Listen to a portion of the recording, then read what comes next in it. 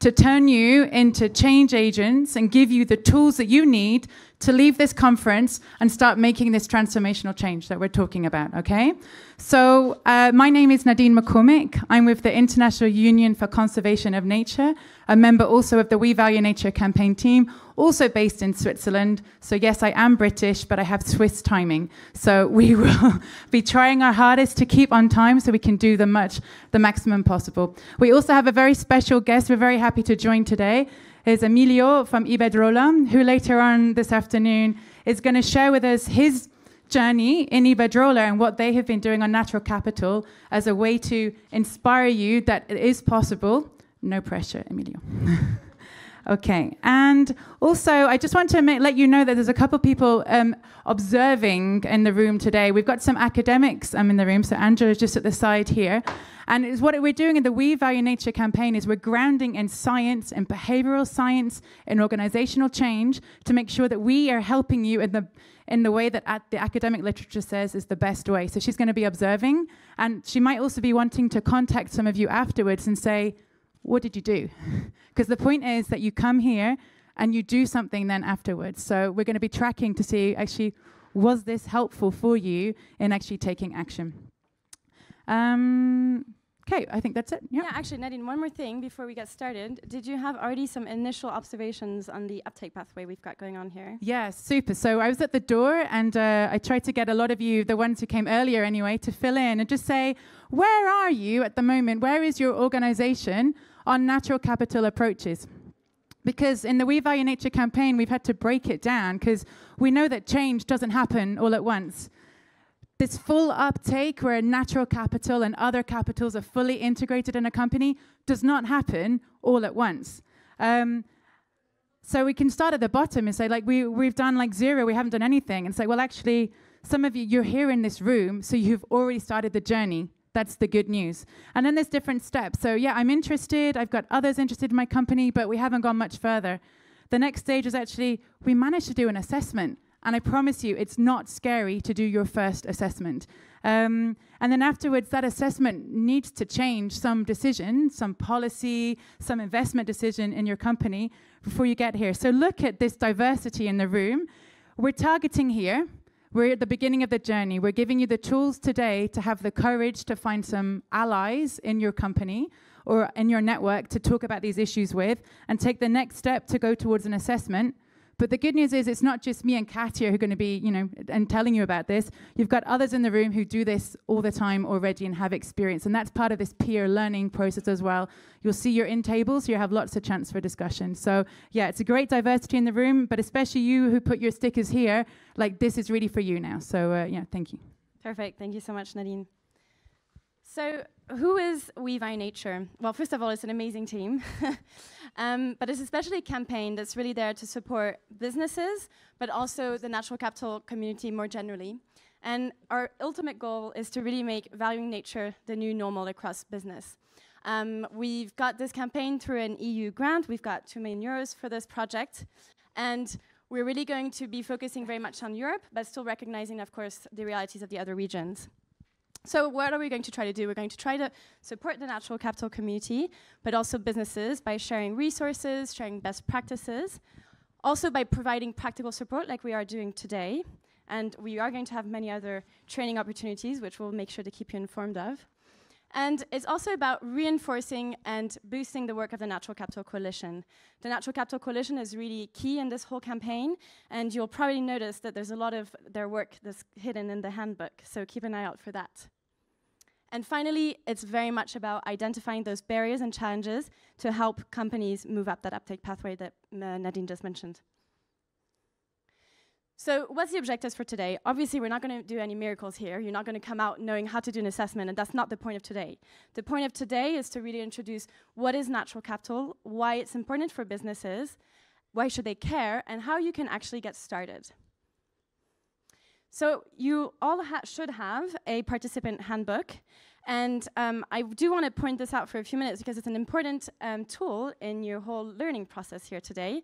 So I encourage you, please, to take note. You'll notice that there's several of the slides that are in there for you to be able to then take home with you in your company, in your organization. Take note. That's what it's for. So be active in your learning process. Finally, just a few house rules. Feel free to contribute, take note, respect. And especially, we're really all about having fun to avoid any siesta moments today. Quick program. So we're going to start off with an introduction to natural capital, why it's important. Nadine is then going to carry us through very quickly a few practical approaches.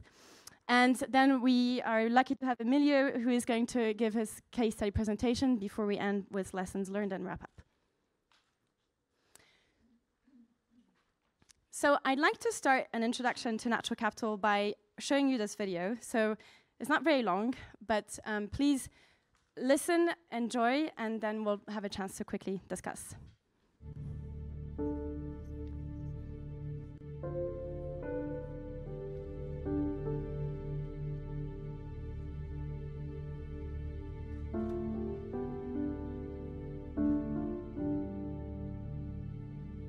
I do hear you, and we'll schedule a meeting, but not today. I'm sorry, Linda, but like I say, I really have to think about the bigger picture.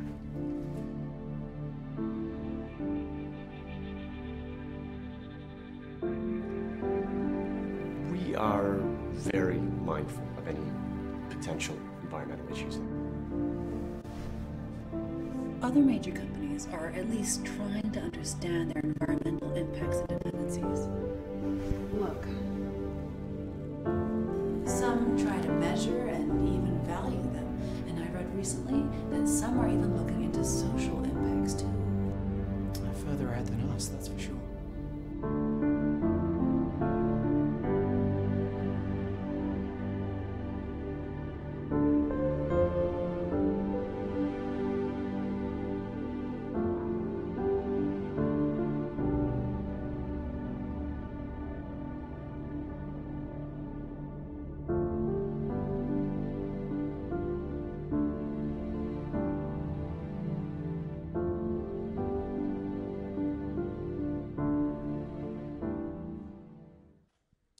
So before I just give my little comment, quick show of hands here, who has seen this video in the room?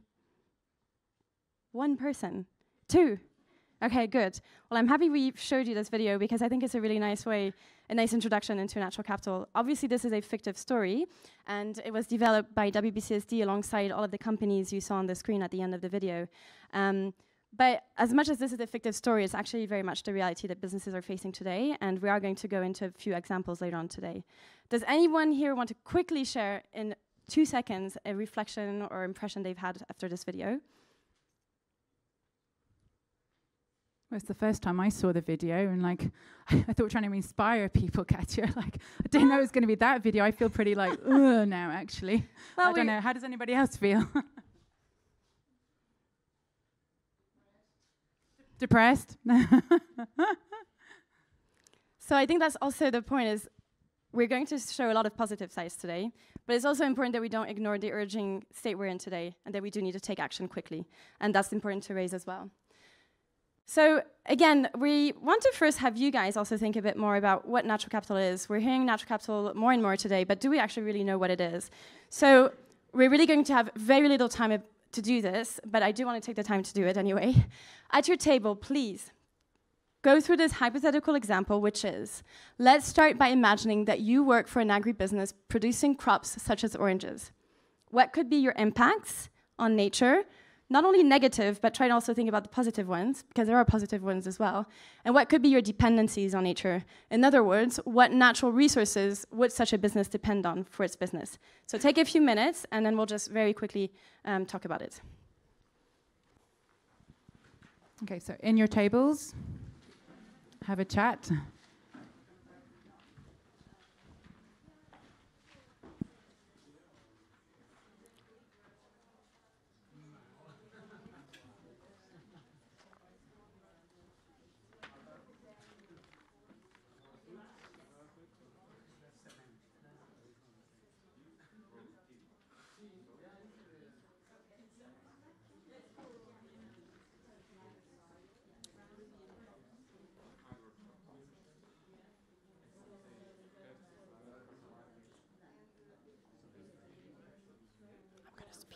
No, but we're not far behind. Don't speed up. We're not.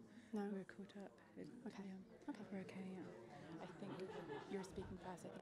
Yes, Fast. I So we realize need to that. It's calm good each that you. other down, yeah, very good. Yeah. I'm gonna be careful. I tend to do that. No. Me too.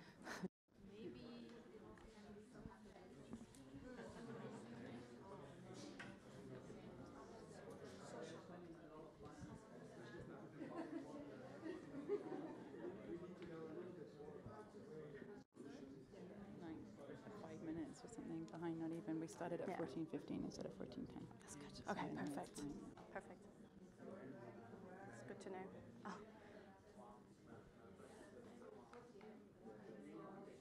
So let me know when you think it's ready for me to, and feel free to also interact actually with what came up. I think it's can be as well.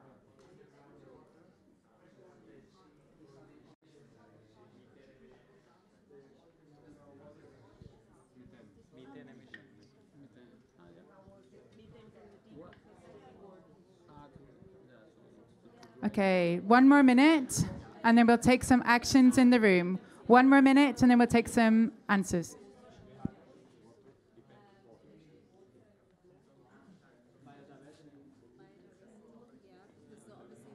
Well, it's the way we do things. For me, this is a very good list because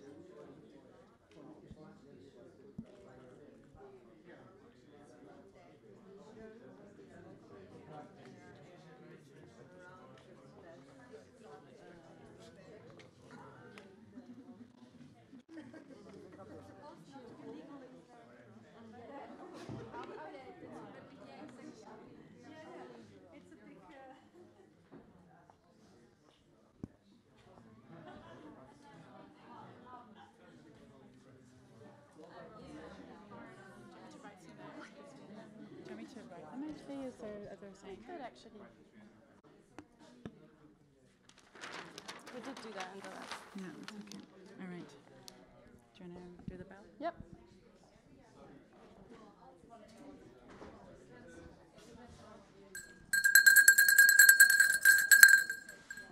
All right, Swiss bell, Swiss time, guys.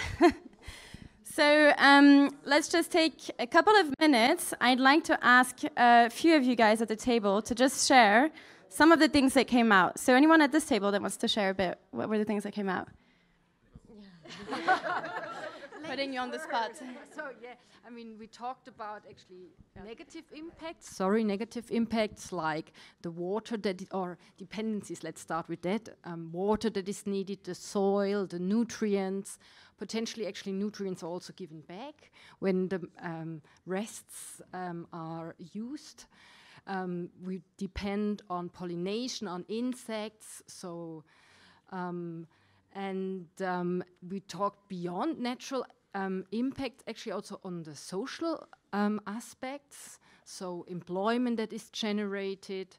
How far do you go down the supply chain or also the distribution chain in terms of distribution of the oranges, transportation that is linked to that, fertilizers that are used, the cultural aspect. So how far is this actually in the area where it's grown, a traditional business as well, with everything that is linked, potentially also on the natural basis, some animals that have been actually always there and all the culture around. And of course, all of that depends how this agribusiness actually works. So you can cultivate in many different ways. Thank you so much. I feel like you've already given all of the answers here, but very good. So okay, good. Let's hear a bit more about negative impacts. Any negative impacts that came out from this table? We had soil erosion was one, pollution, and the impact of pesticides, and on water availability and salination. Well, that's more of an impact on the agribusiness, salination from underground. But in terms of impacts, yeah, definitely pollution, pesticides. Great, thank you. One more table here. Wants to share something? Anyone? Marta. Yeah, we were discussing one thing to understand is if the way of managing, so if it's extensive or intensive. So depending on that, the things will be a bit different. Great, thank you. So a lot of things. We talked about water, soil, what else, Nadine? Nutrients. Yes. Another social aspect we could have thought of as well is, of course, is employment, but perhaps you could also think, okay, well, maybe there's some trainings for the farmers as well. That's also a positive social impact that we have there.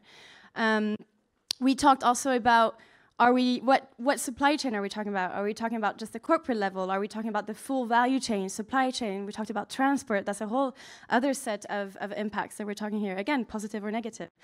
So a lot of things that came out. And that brings me to, well, actually, what is natural capital? Well, in a very simple way, natural capital is very much everything that has just been mentioned right now. It's about the water, it's about the recreational aspects, the social aspects. And what we want to do is that there's a lot of environmental jargon, especially right now at the moment. And it doesn't really matter to remember all of those different terminologies. What matters is that very much of what we're in the end talking about the same thing. We're just coming in with different entry points. And we're showing you here the definition of, according to the Natural Capital Protocol, which is that there's a stock of renewable and non-renewable natural resources, which then enables to have flows of services to people. And that's an important point to highlight here, is that when we talk about nature, it's not just about the natural capital side of things. We've discussed also the advantages for the people. And this in turn brings benefits to business, but also to society. And of course, biodiversity in all of this underpins the stocks, but is also dependent on the natural health and stability of natural capital in general. So biodiversity is key across all of this. So that then brings then to, why is natural capital important, and why should business even care? So you may recognize here that Christian Heller used the same figure before. I was like, no, I was supposed to have this. So anyway, but I think it's because it's such a good illustration of how you can't talk about financial performance without natural capital, or without social and human capital either. And we just can't continue our make, take, dispose way of consuming. Business as usual is no longer possible either. And today we're going to see how, yes, business is part of the problem, but business is also very much part of the solution. So I like to show this slide here, which comes from the World Economic Forum's Global Risk Report from 2019. And what this is showing is that the global risk landscape is really shifting. It's interesting to see that just 10 years ago, none of the likelihood of risks and impacts were environmentally related. Just 10 years later, well, in terms of likelihood, 3 of them are environmentally related.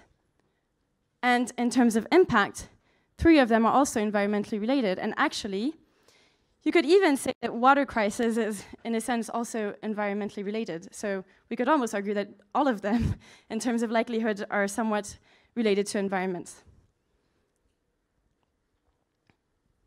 So this means that businesses are increasingly having to manage and mitigate the risks relating to natural capital. And again, through the video, we saw an effective example, but here on this slide, you see a few very real stories that have happened in recent years. I'm not going to name all of them, just a few. So take, for example, we all know California had some of the worst wildfires this year, with a record number. Oop, can you hear me? Yeah. Record number of deaths due to the fires. Here in Europe, we had to go through some of the highest temperatures we've ever had, with France, for example, that had up to 45 degrees temperatures. Another example, BASF, that we heard today, actually, in 2018, they had to limit production of one of their components because the Rhine levels were too low for them to transport the needed material. And then another one I like to point out is the one on the bottom left-hand side, which is a study that was done by the National University of Singapore on 2 textile factories in China that showed that bad air makes you bad at your job. You perform less well when you have pollution. And so this is linking again the social side. I'm going to reiterate again, this is not just about natural capital, it's about also social and human capital. So this again is from the Natural Capital Protocol, and you have this in your handbook. We've also taken the time to reference the pages that you'll find this in the protocol. And of course, at the end of this training, we will make sure to share all of these slides with you.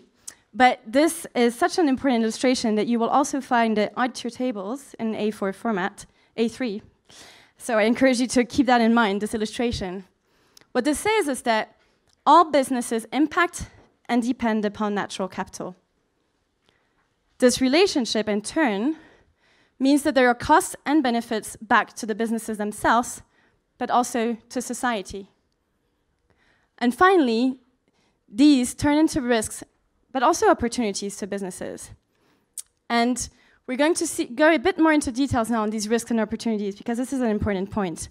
But do keep this illustration in mind, because this is a really crucial element that explains this whole interrelationship between the different capitals. So, risks and opportunities.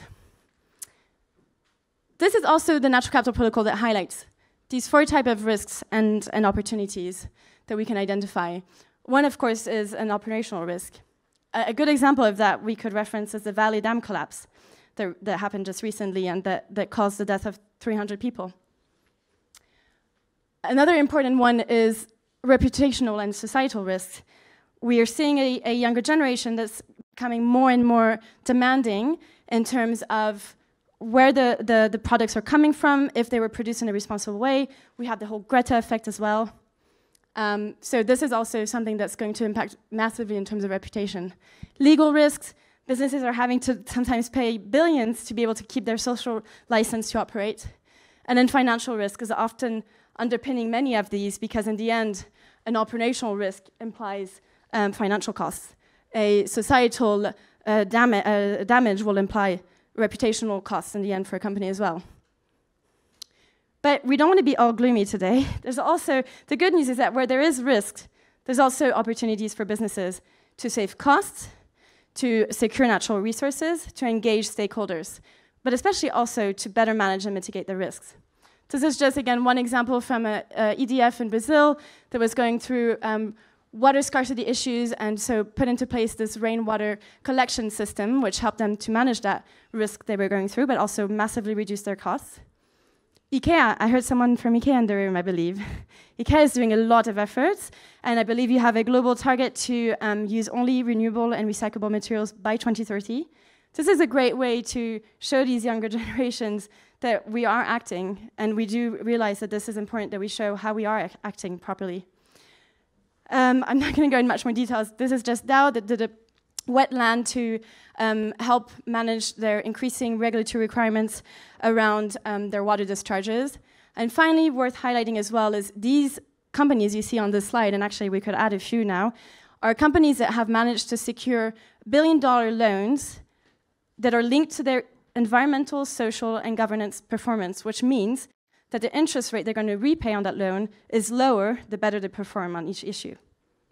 So this is something that's coming up more and more. So what does this all say? Companies should want to assess their impacts and dependence on nature because it helps them mitigate and manage the risks. It also helps them challenge their business model and be more innovative, go with global challenging targets. It helps get finance as well. Another thing we pointed out today was the social aspects, retention and recruitment of staff. If you want those younger generations in your company, you have to be innovative. You have to manage your natural capital risks and dependencies. So, just a quick update on the objectives. So we looked now into, very briefly of course, what natural capital is, how it links with businesses and why it's important. And the more exciting part is now coming up with Nadine, who's going to now quickly walk us through some very practical approaches and how you can actually get somewhat started on your natural capital journey. So Nadine, on to you. Cool, thank you. Do I have the clicker? Yep. Are you still with us? They said you only have an hour and a quarter for this session. Katia did this session similar to this for a day a couple of weeks ago at Lisbon. So I think you're supposed to be doing this as well, right? There's lots of speaking notes. I have them in front of me to help me too, right? So you can do this presentation, okay?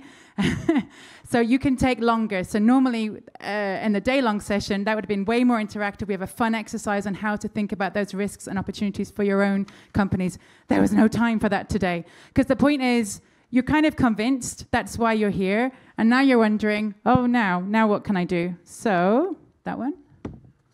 So how can I actually apply natural capital in my business? So the first step is to, there's the natural capital protocol. So it's been mentioned quite a bit today. I'm interested actually to see, put your hands up. Have you heard of the natural capital protocol before? Hands up. Okay, good. I'd expect that. Okay, keep them up, please. Keep them up. Who actually downloaded it? Keep your hands up if you downloaded it. Keep your hands up if you actually read it. I actually don't believe you. Don't believe you. Have you seen it? It's this thick, right? I haven't read it. I actually read original drafts when it was being done. I haven't read it since. I'm sorry. And others in the team, like, it's not meant to be read like a bedtime book, you know. This is really something for you to dip into and out to when you need it, and you pick out the particular sections. What we're trying to do with this training is help you understand, you know, what are the different parts. And so for each opportunity, and hopefully you've got one in mind, you're like, oh, well, maybe we could use some kind of assessment for our impacts and dependencies for this situation. You can dive in and just jump to the relevant page. Don't be put off by the other 100 pages. Dive into the relevant page. And then you'll see there's a logical framework. And it's very simple, but just to put it in concrete terms, you know, get started. It gives you some clues on how to get started. Oh, I can even maybe do that. Oh, yeah. Oh, it's a bit rubbish. Okay. Get started. And then you need to work out, well, actually, what's your question? Because, you know, you could make this enormous. So one question we get at IUCN sometimes is, can you tell us the impacts and dependencies of our entire company on natural capital? It's like, straight away, no. But why don't you start with a product, a value chain? You could start with a landscape and just start somewhere. But just define the scope, basically.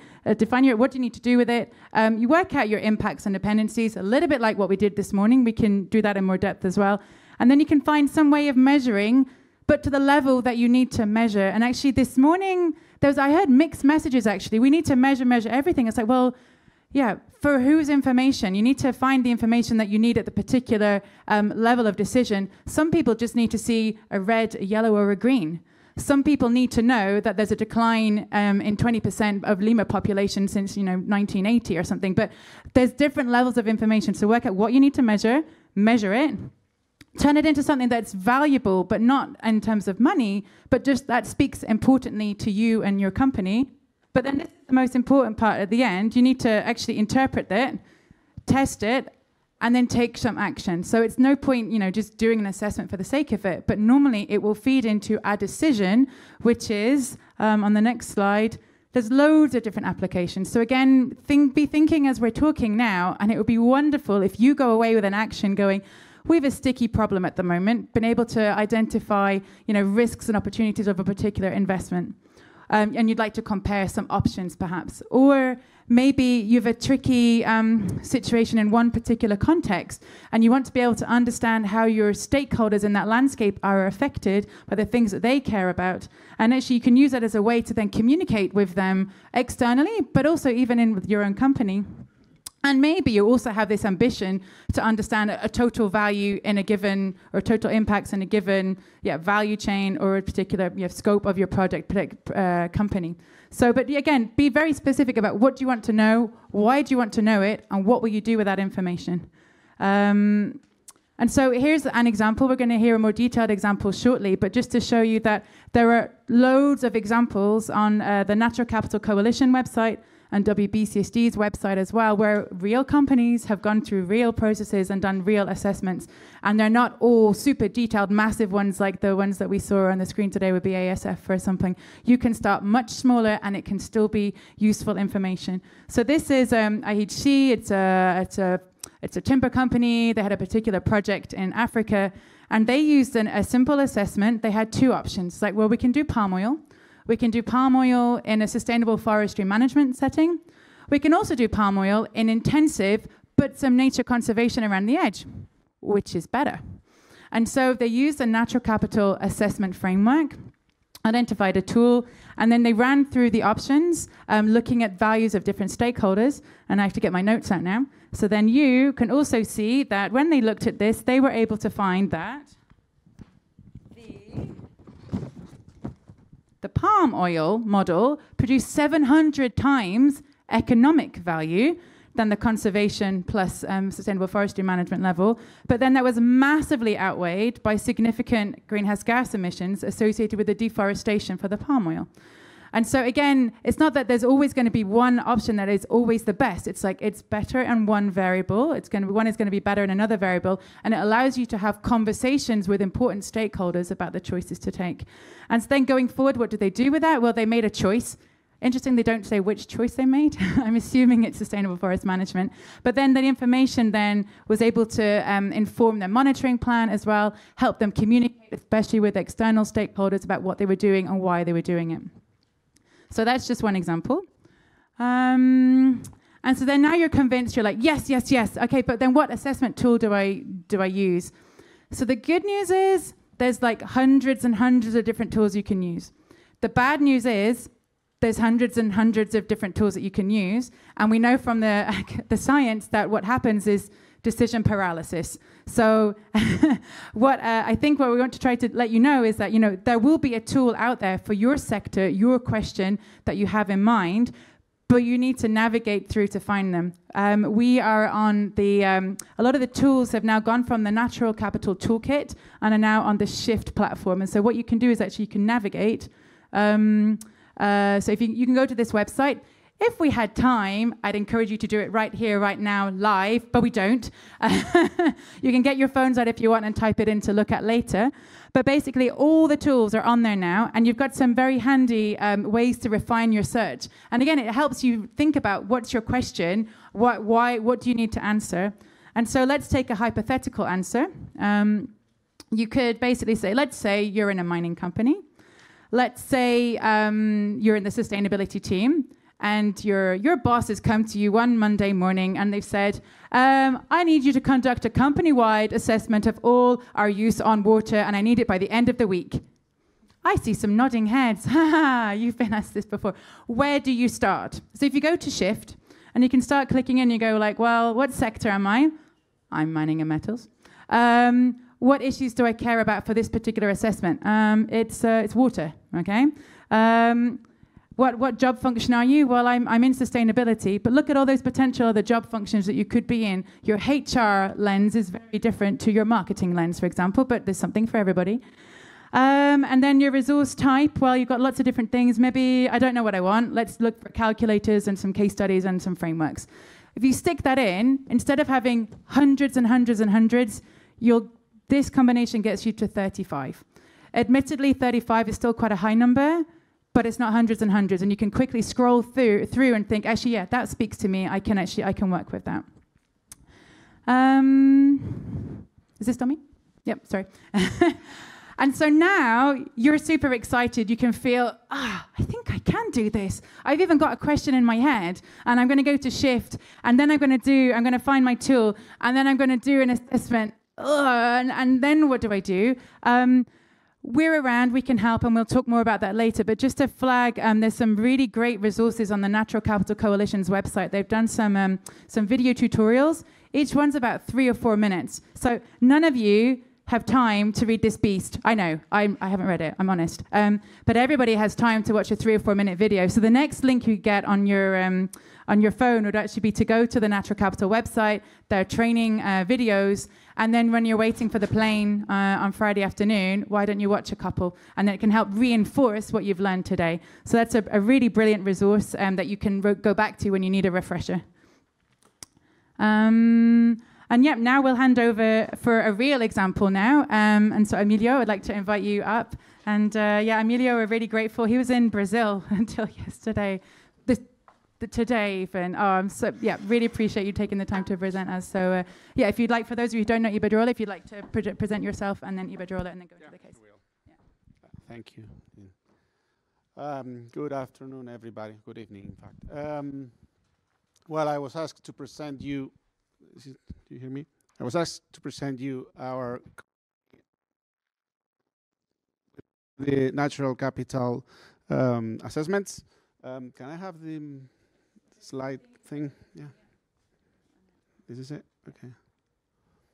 There you go. So to start with, for those of you who don't know Iberdrola, We are kind of a big energy company. We are based in 5 regions, 5 countries, mainly Spain, the United Kingdom, US, Mexico, and Brazil. We have the whole value chain of energy production and commercialization. As you can see, we generate energy, we distribute it, and then we sell it. And we operate also in a number of other countries in Europe, mainly with smaller interests.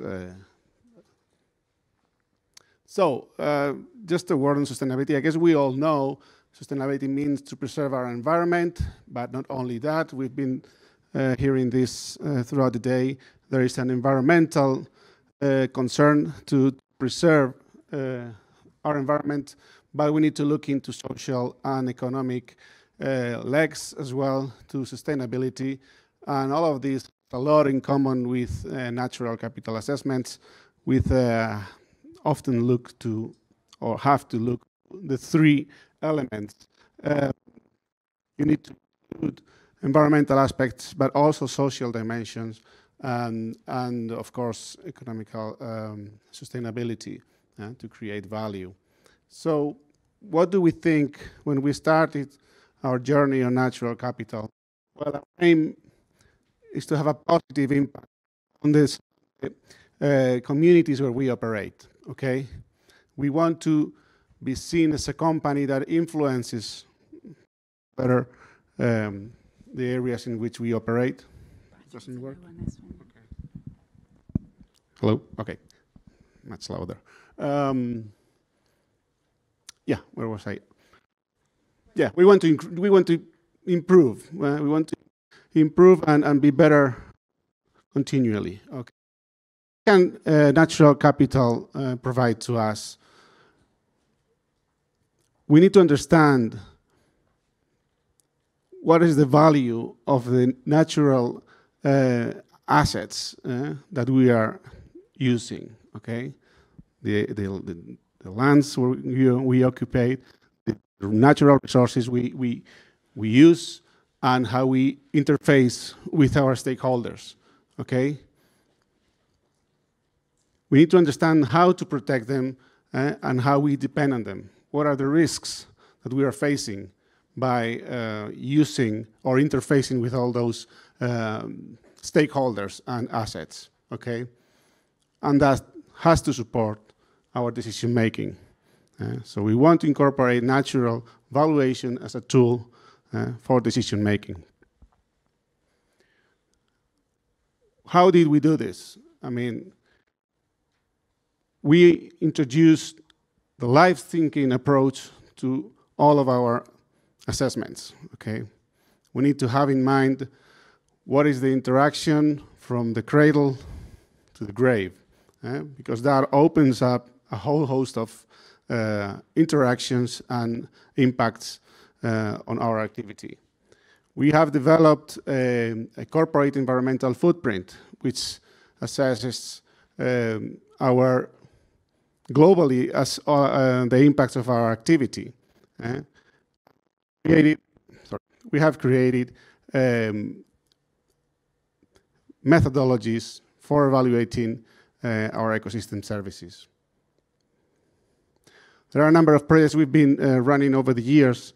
We started this, many years ago, where or when natural capital protocol and the likes didn't exist. So we started with projects, with support of consultancy companies, universities, anyone who could help us. First of all, we started with the BioValora project, where we assessed a set of dams in a river in Spain, and we wanted to evaluate, provide value or assess the value of our ecosystem goods and services in those provided by those dams. Later on, we developed a methodology with the University of Salamanca, again looking into dams, which this is an asset that has an important impact, negative and positive impacts in the areas where you develop them. The last example I put in here was an assessment we did following the Natural Capital Protocol in the United Kingdom with Scottish Power, which is our company there. We assessed, together with the Scottish Wildlife Trust, one of the regions in which we operate in Scotland. This is the team looking into this example. The Living Landscape project from the Scottish Wildlife Trust, they wanted to understand how to develop, I think it shows like 3 regions within Scotland. And this one, the one in Cumbernauld, happened to be of interest to us as well, because we have our networks business has a lot of assets there. We also had a training center. So the starting point was, what was our business?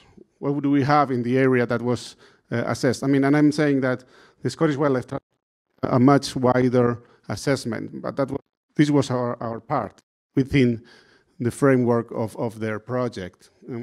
So what do we offer? What do we have? We have substations, we have underground cables, we have overhead lines, wood poles, steel towers, lots of things. So there's a strong interaction with the environment. Of course, and its biodiversity. What do we did for this assessment? We wanted to build strong relationships with our stakeholders, understand who the stakeholders were, and what were their interests, because that will give us higher chances for success in our activity, and also for providing better services to everyone. And we also understood that the widespread nature of our assets will have a strong potential to support the country goals in the UK, long-term goals on biodiversity. So basically, the project was divided into 2 phases. We have completed phase 1. Phase 2 is on the way. What we did was, as a result of the study, we identified 4 main ecosystem services that were impacted by our activity. Those were climate change, regulation services, hazard regulation, and recreation and wild spaces and wild species diversity. We didn't identify any ecosystem that we would depend heavily on them, because we're not taking, there was no big dependencies, because once we are there, we basically do not anything. But we also identified that this was a very small piece of land that we were looking into, and the conclusions that we got out of this exercise were not strong enough to be extrapolated to our whole region, all the areas where we operate. In the UK, we have licenses in Scotland and in northern Wales. So we thought we should extend the scope of our exercise to the wider area of our company, Spain. Okay. What do we get out of it? What positive outcomes we got? Okay, quickly. This was like a starting, that was our step into Natural Capital Protocol. We were quite interested in understanding what it was, so we kind of found this way of thinking or understanding what natural capital is. It gives us a good understanding of our impacts and dependencies that affect us, and also introduce better the concept of sustainability in our decision making.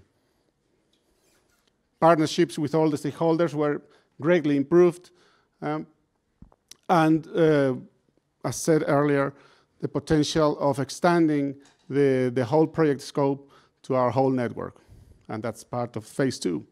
And as I'm running out of time, what we need to do now is we want to develop, based on this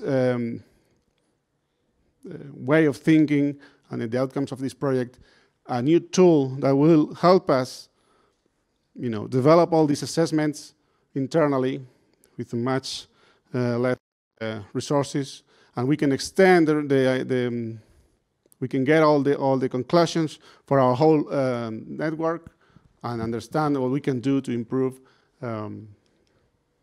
our aspects and mitigate our risks. And I think that's it. Sorry, this was very, very quick. It wasn't good. It was absolutely perfect. And actually, we've got loads of time for questions now, actually. We can just put it back, maybe one. So, I forgot to tell you to do. You had a page specially in your handbook to be able to track notes and track your actions, because that's really part of learning and very active learning. And I forgot to tell you to do that. So hopefully you've been, thinking about. I can repeat it if you want to. No. No, there's no time. There's no time. But hopefully some of you had some questions emerging during Emilio's presentation. It was a real kind of grounded look at actually practically how you do these type of assessments. So I'm sure that some of you have questions now. Please wave your hand in the air. Okay, let's go to the back here. So if you just introduce yourself, your name, your organization, and your question. Thank you. Hello, my name is George. I work for Biodiversity Partnership Mesoamerica.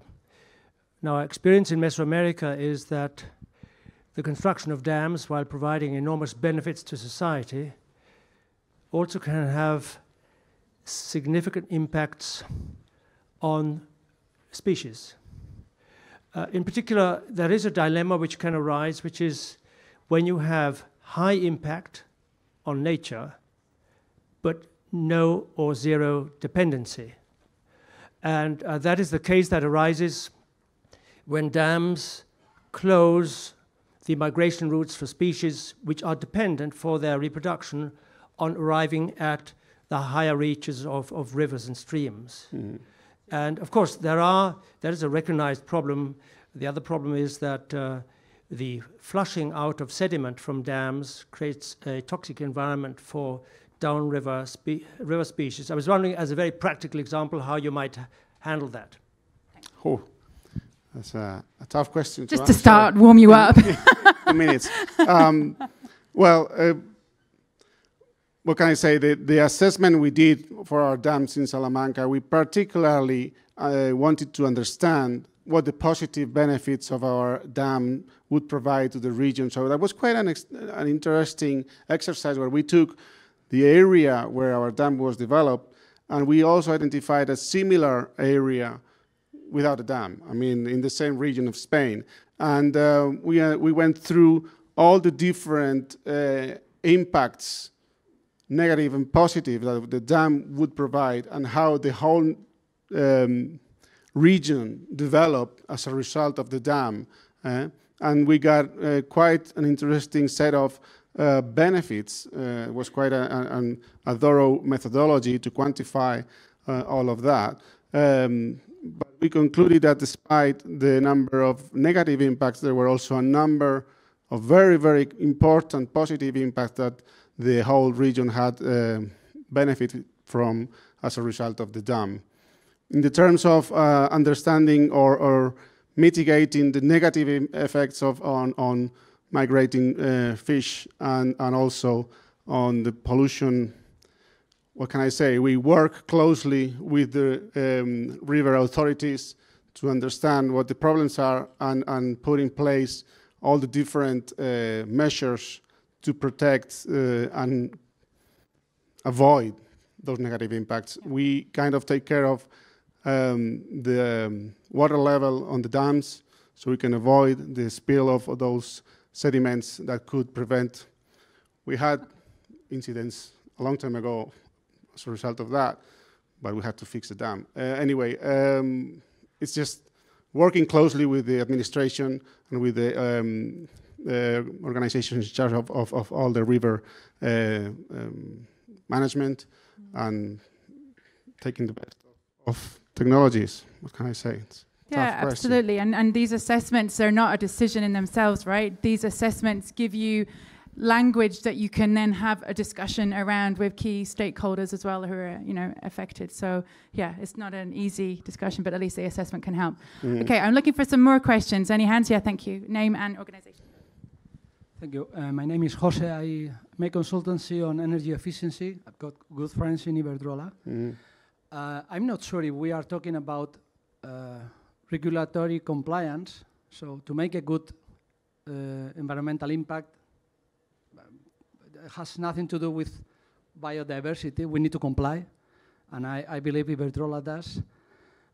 My interest is within the cultural environment within Iberdrola Associates.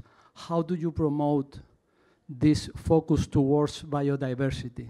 How do you create a culture within your organization so that people values biodiversity? Yeah. Okay, now I think I didn't introduce myself. I work as head of environment within Iberdrola Corporate. So our role there is to ensure that corporate guidelines and policies are well developed in all our companies throughout the world. We are responsible for developing the main environmental policies of the company, like the environmental policy, the biodiversity policy, which we have, and the sustainable development policy, and blah, blah, blah. And there are some of those that are depend on our department. We are, because we are a corporate function, we want to ensure that we provide new projects, new initiatives that can then be developed downstream into our operating businesses. That's why we develop like the corporate environmental footprint, and we are presenting it to all our businesses because that gives us a set of impacts, looking into the whole life cycle perspective of our activities, so the businesses understand new impacts that come from that open-minded assessment. We promote new projects like environmental product declarations, like eco-design of our assets together with our suppliers, and so on. I mean, so we are a corporate function. We innovate in the way we manage and work, and then we try to develop all those new best practices downstream into all our operating activities. Super, thank you. I love that question. I love the idea of culture and, like, you know, behaviors collectively in an organization. And maybe also to point out an example that was shared yesterday at the the collaboration day for the coalition yesterday, where we had an example not just of changing culture in an company, but a whole sector is moving in Spain now with the 8 energy companies or 9 energy companies in Spain coming together in a pre-competitive space and going, what are you doing on natural capital? What can we do together? So actually that's also just another change, you know, to the next level at a sectoral level. I'll take 1 or 2 more questions. Let's see if there's any around the room. Any questions? Yes, thank you. Name. Thank you. It is related with dams and all that stuff. I'm Daniel from Telefonica. Nice to meet you. And my question is, how strongly is the natural capital integrating in your business decision making? I mean, if you you make your assessment and negative impacts are higher than positive ones, will you build the dam? What will Iberdrola do it?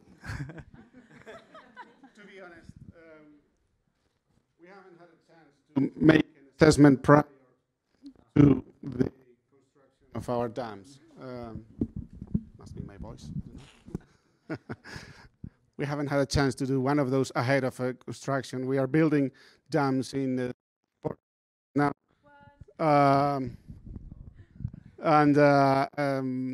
But they came, I mean,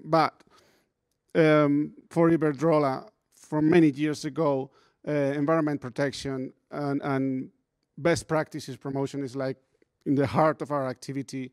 So we take most of our, all of our efforts in having good relationships with all our stakeholders, and the motto that I presented at the beginning of my presentation, that we want to create value in the regions where we operate.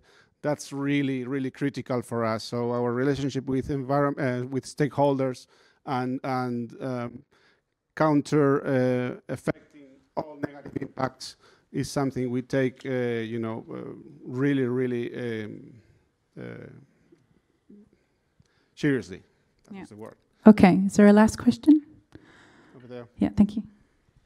Thanks, Emilio, for the presentation. It's great all the progress that you are doing. Oh, sorry, I'm Marta Santamaria from the Natural Capital Coalition.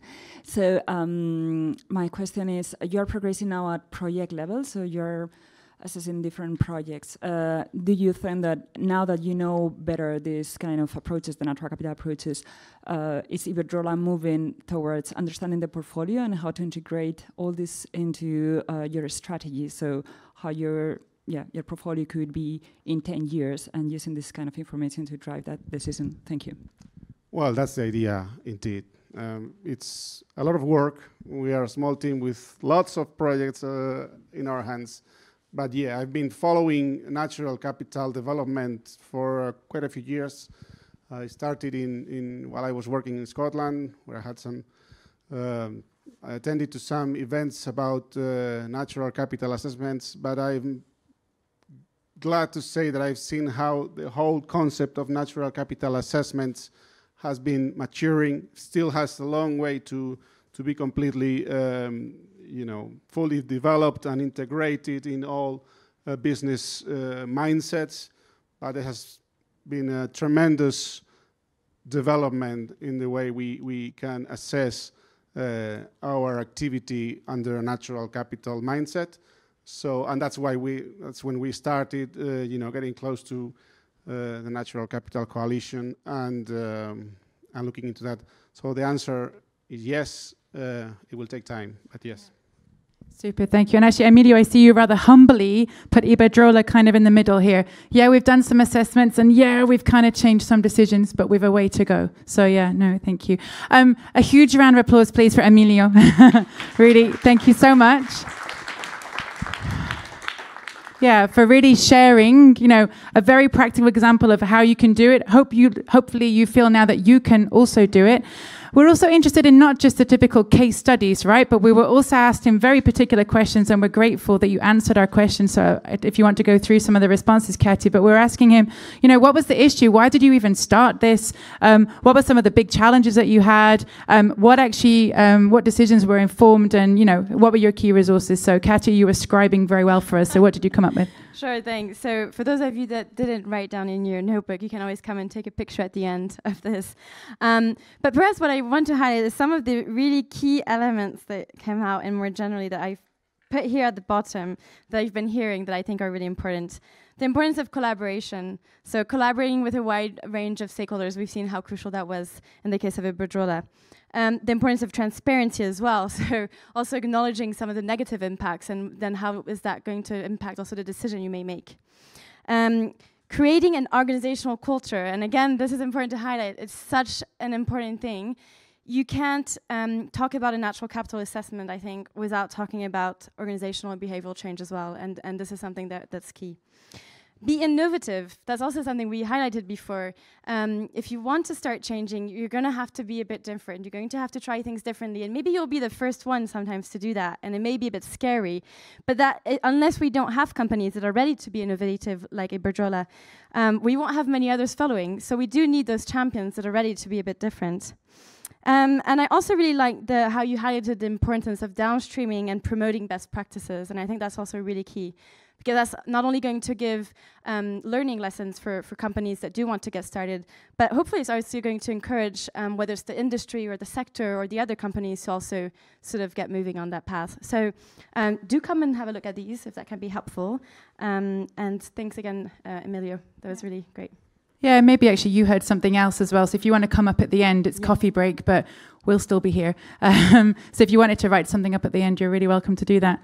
Okay. So, have you heard that next year is a super year for biodiversity? If you're more at the bottom of the uptake pathway, now really is the time to do it. You're not on your own. There are loads of companies and other organizations that are really going to get on board of this. So what's happening next year? Well, it's already 5 years since Paris, can you believe? And 5 years since the SDGs were established. Now, 5 years later, we're working out, well, what's coming up next? So especially the global goals around biodiversity are going to be discussed in October in Kunming in China. And we're expecting a big business turnout there because it's important that the goals also make sense to business, that you can actually operationalize these goals. But then before Kunming in October, there's a big stepping stone, which was also mentioned this morning in Marseille in France, where the IUCN is hosting the World Conservation Congress. So we're expecting probably more than 10,000 people. Well, actually, the last one was in Hawaii. I know, don't mention. This time it's in Marseille. We're expecting more than 10,000 people this time. And really, it's a chance for you to dive deeper. Bring some colleagues with you to actually come in and deep dive into some of these questions. There's going to be issues from everything from, species and protected areas and land management to indigenous peoples to social policy and economics, and business is really welcome. There will be a pavilion for business, so there is a safe space for you to gather, but the idea is really you get out there and we can really help you be in the sessions that you need to be in and to share your lessons, but also to hear lessons from others. And then helping us to get that momentum going is this Business for Nature initiative, where it's going to be a strong coalition of business voices calling on policymakers to make strong and brave and inspiring targets in China as well. And of course, there's the ongoing work of the Capitals Coalition. So really, there isn't an excuse. Like, really, now is the time. So hopefully your heart is beating a bit and you think, actually, I can do this. So really, now or never, right? Katia. Thanks so much, Nadine. So, a few key takeaways. I think we can all agree that we've discussed and come to the conclusion that all business in some way or another, in some shape or form, impacts and depends on nature. And we saw how the Natural Capital Protocol is a helpful framework to get you started on assessing your impacts and dependencies, but you're going to need more than just that framework. And Nadine did a really great job of showing us some of the numerous tools that you can actually start navigating into. And we're lucky that we do have Marta in the room today, so sorry for cutting you out, but do take that opportunity to go speak to Marta from the Natural Capital Coalition, who I'm sure will be happy to give a few tips as well. We saw also how applying a natural capital approach helps make better and more informed decisions. Beyond that, it's also about mitigating your risks. Many existing tools and resources I've already mentioned. I think what also came out is it can be really overwhelming, because it's true, there are so many existing tools, there are so many resources and methodologies, and so many initiatives coming up right now at the moment. So it is a confusing landscape in many ways. And I think for me, there's two things that's important to highlight is, well, first of all, you need to be really clear as what it is that you're actually trying to do and what is the decision you're trying to inform, because just that is already going to help to already frame a bit where to get started. And I also want to highlight, we talked a lot about, during the plenary, about monetary evaluation and quite some technical things. And again, it's too bad we didn't have time today, but we have a really fun little exercise that makes you realize that you can pretty easily and quickly do already a qualitative assessment of your impacts and dependencies. So I think we're seeing a lot of amazing examples today, but we need to keep in mind that that takes time, and it's okay. Then you don't have to put too much pressure on yourself, and you can actually get started on some more simple things. And it's a gradual process. It really is a journey. So companies can start to conduct an assessment themselves. And finally, another thing I do want to highlight, we didn't talk much about this, but I think it is important, although we did start in the case of Iberdrola, the importance of collaboration, is that buy-in has to really extend beyond the sustainability team. And we did hear a lot about the importance of finance, for example, today in the plenary sessions. And that just makes me want to say, well, for those of you that are advanced on your natural capital journey, please go and grab a coffee with your finance department, go and grab a coffee with your risk managers, and discuss with them about what natural capital is, because those are really the next people and stakeholders that we need to have on board with us if we really want to make a change. Okay, so we're really wrapping up. We are on time. This has been a bit of a whirlwind. We know from the literature that if we want you to take action, there are some little tricks that we can do to help encourage you to take action. So one thing is for you to already just think about what is your one main message or your key learning from today? And we invite you to write that on one of the post-it notes on the table, and just stick it up on the board for us. But just that process of reflecting and writing is already going to help you. So that's one homework. Before you leave the room, I need one key learning on the left-hand side of the flip chart at the back of the room. And the other thing that's going to help you get to action, you just need to sit there and think, what am I going to do? And I'm not saying, okay, I'm going to do a natural capital assessment for all of our yogurts in Asia. That feels massive. One action can be, I might send my back to office report to a few people that might be interested, and I'm going to invite them for a coffee to talk about what I just did in Madrid. That is an amazing action, because from that action, you might find you've got some allies or some buddies, and then together you might think of the next action and then the next action. Actually, if you're feeling you've got allies already and you're super confident, your action could be, I'm going to check out those videos, or I'm actually going to re-download the Natural Capital Protocol and read it this time. Or, but yeah, so think of a tiny action that's going to get you on your next step on your journey. Don't think too massive, think what's concrete. And I want you to write that down again on the post-it note on the table and stick it up on the board, because that also creates a bit of peer pressure. You don't have to put your name on it, but just the process of thinking, what am I going to do? Writing it down is already going to make it more likely. It's actually almost more likely if you tell your neighbor, but we don't have time for that, and we don't want to put you under that pressure. But making a contract with a peer and says, okay, I'm going to contact my colleagues. Will you? Yeah, okay. Let's check in. That's also a really handy way of making sure that you do it. So yeah, there's post-it notes on the table. I'm not just suggesting it. I really would like you to do this exercise. We have got the room as we go into coffee break, so please do take the time to think about your key learning, your next action, and then you're going to have more chance of doing it. Okay. Thanks, Nadine. And so just before, we do want to say we have an amazing team. We by Nature is here to help. We have resources, we have time. And we really want to be able to help you. So we don't have that much time. We've only got 2 years. Oh, that's true. Well, but that's okay. We're ambitious people. We can do lots of things in 2 years. Here you can see just some of the things we're going to be doing, much of which are going to start early of next year. So if you're interested in any of them, please come and chat with any of the We by Nature team that you saw today. And finally, I'm also opening for anyone who's interested to come to the Train the Trainer. Nadine and I are going to do a Train the Trainer session tomorrow, which is actually going to really carry you through the whole training, the one-day training, and there you'll really have an opportunity to see all of the different exercises and games that we didn't have time to do today. So last word is please engage with us and let us know how we can help you. And thank you so much. And one last thing, if you want to stay in contact with us, we've got that funny GDPR thing, right? So some of you left your business cards on the flip chart, which is flipped over there for the moment. Leave us your business card so we can contact you. We want to follow up with a survey, so you can there. It's a very short survey. Just let us know how we did. How can we do better? Let us know what support you want. And actually, if you're interested, we're also willing to come and do this as a roadshow. So if you can get a bunch of companies together in your own country, we'll come and do the Train the Trainer in your own country as well. So if that's of interest to you, let us know. But we can't contact you if we don't know who you are. So make sure you leave your business card and your email. And then the last thing is you're going up on stage at the end of the day, aren't you? I am. Are you going to do it? Yeah. Vote for our 3 key actions. Yeah, they're going to they've asked for actions from each session, and you're going to have to do a Slido thing, and then you have to pick which are the best actions from which session. And clearly, these are going to be the best actions because actually the actions are on you anyway. So yeah, cool. Thank you. So good luck. Please take the next step. Any questions? We're going to be here for the next half an hour anyway. Thank you so much for choosing this session and really daring to take that next step. And yeah, good luck on the rest of your journey. There's no time, so just get on with it. Go. Cheers. Thanks.